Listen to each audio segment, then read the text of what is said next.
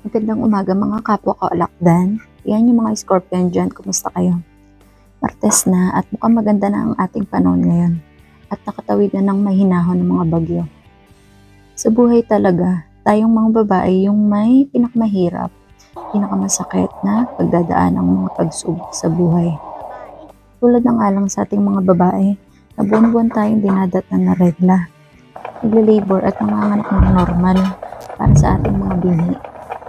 Inooperahan para sa mga CS ma'am na hanggang 2 lang ang pwedeng maging anak. Biruin mo yun hindi ka nga magle-labor ng ilang araw. Pero yung pros and cons ng CS ma'am, talaga namang napakahirap. Kasi ito tayo mga working ma'am, nagtatrabaho ka na, nagdadrive ka pa. Buhay lalaki nung araw.